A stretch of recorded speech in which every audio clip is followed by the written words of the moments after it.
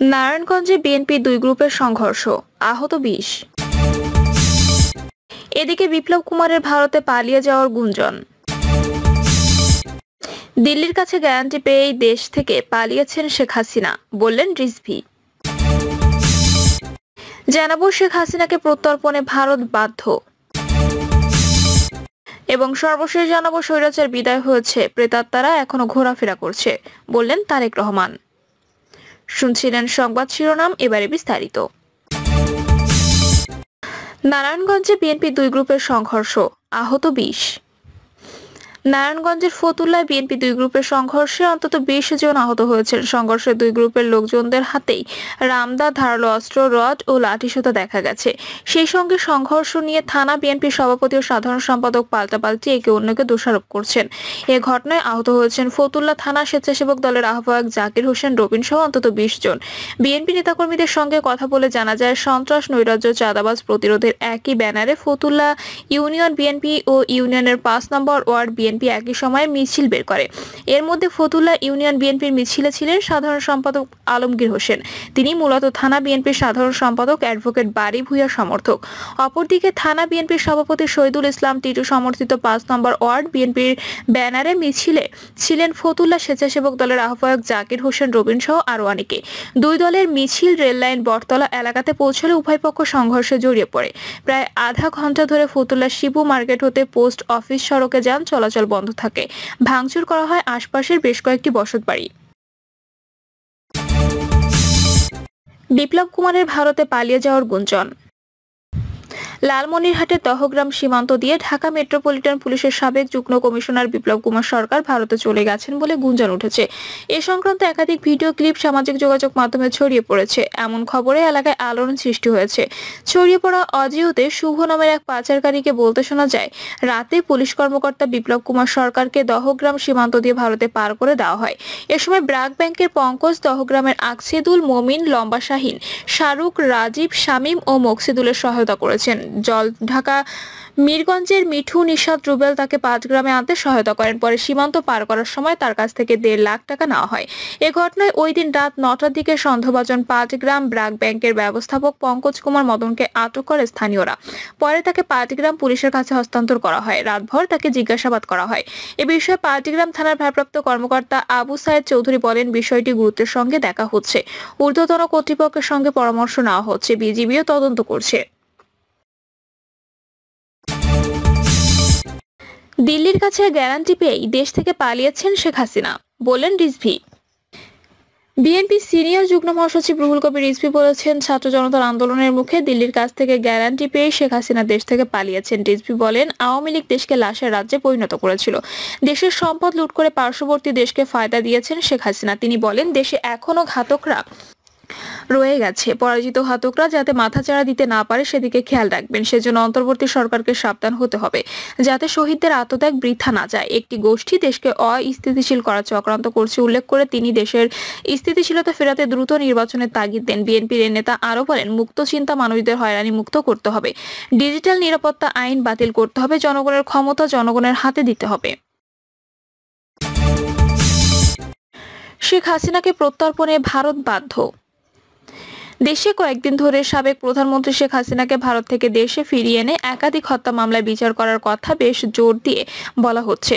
অন্তর্বর্তীকালীন সরকারের প্রধান ডক্টর মোহাম্মদ ইউনূস, পররাষ্ট্র বিষয়ক উপদেষ্টা তৌহিদ হোসেন এবং আন্তর্জাতিক অপরাধ ট্রাইব্যুনাল বা আইসিটির নবনিযুক্ত চিফ প্রসিকিউটর তাজুল ইসলাম এ বিষয়ে কথা বলেছেন। প্রতিটি ক্ষেত্রে তারা শেখ হাসিনাকে ভারত থেকে ফিরিয়ে আনার কথা বললেও এই তিনজনের কেউই নির্দিষ্ট করে বলেননি কবে, কখন, কিভাবে হাসিনাকে ফিরিয়ে আনা হতে পারে। তবে তাজুল ইসলাম ভারত এবং বাংলাদেশের মধ্যে যে প্রত্যর্পণ চুক্তি আছে তার ভিত্তিতে হাসিনাকে ফিরিয়ে আনার কথা বলছেন।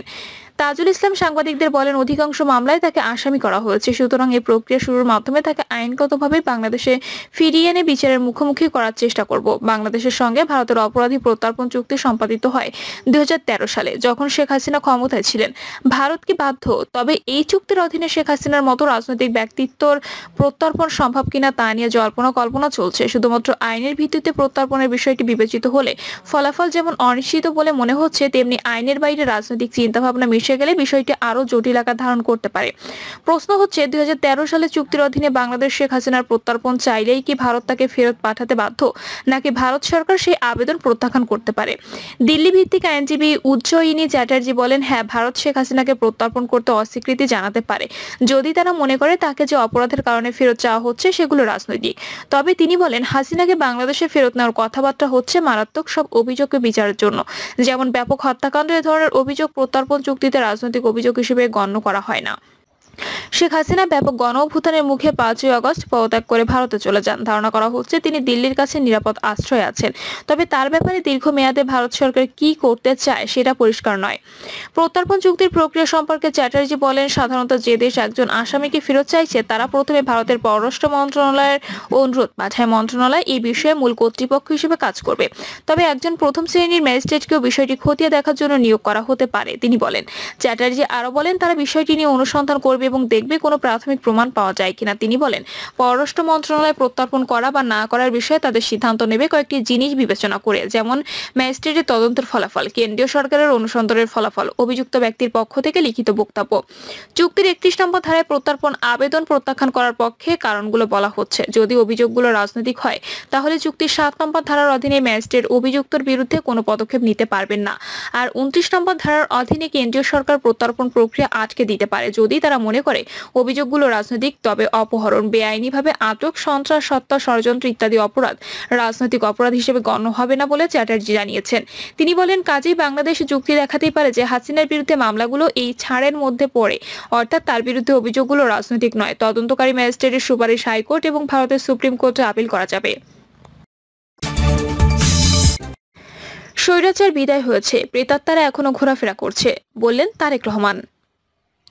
স্বৈরাচার বিদায় হলেও তাদের প্রেতাত্মারা এখনো ঘোরাফেরা করছে বলে মন্তব্য করেছেন বিএনপির ভারপ্রাপ্ত চেয়ারম্যান তারেক রহমান। তিনি বলেন, তারা বিভিন্ন বিভ্রান্তি ছড়াচ্ছে, তারা জনগণের প্রিয় দলের নাম ভাঙিয়ে বিভিন্ন অনৈতিক কাজে সম্পৃক্ত রয়েছে। শহীদ জিয়া সৈনিকরা তাদের রুখে দেবে। তারেক রহমান বলেন, সরকার গঠন করলে টাঙ্গাইলের শাড়ি, চমচম, পাটজাত পণ্য, আনারস ব্যাপক হারে বিদেশে রপ্তানির উদ্যোগ নেওয়া হবে। বিভিন্ন জেলার সম্ভাবনা নিয়ে কর্মসংস্থান সৃষ্টি করা হবে। উল্লেখ্য, আব্দুস সালাম পিন্টু পঞ্চম, ষষ্ঠ ও অষ্টম জাতীয় সংসদ নির্বাচনে টাঙ্গাইল 2 আসন থেকে সংসদ সদস্য নির্বাচিত হন। 2001 সালে 4 দলীয় জোট সরকারের উপমন্ত্রীর দায়িত্ব পান। 2008 সাল থেকে তিনি কারাবন্দী রয়েছেন। টাঙ্গাইলের গোপালপুরের সুতি ভিএম পাইলট মডেল সরকারি উচ্চ বিদ্যালয়ে মাঠে সমাবেশে ভার্চুয়ালি যুক্ত হয় এ মন্তব্য করেন তিনি। দলের কেন্দ্রীয় কার্যনির্বাহী কমিটির ভাইস চেয়ারম্যান, সাবেক উপমন্ত্রী আব্দুস সালাম পিন্টু সহ সব রাজবন্দীদের মিথ্যা মামলা প্রত্যাহার ও নিঃশর্ত মুক্তির দাবিতে এ সমাবেশের আয়োজন করে গোপালপুর উপজেলা পৌর বিএনপি। এতে সভাপতিত্ব করেন উপজেলা বিএনপির সভাপতি খন্দকার জাহাঙ্গীর আলম রুবেল। প্রিয় দর্শক, এই ছিল এখনকার সর্বশেষ সংবাদ। আপডেট সব সংবাদ পেতে চ্যানেলটি সাবস্ক্রাইব করে বেল আইকনটি ক্লিক করে রাখুন।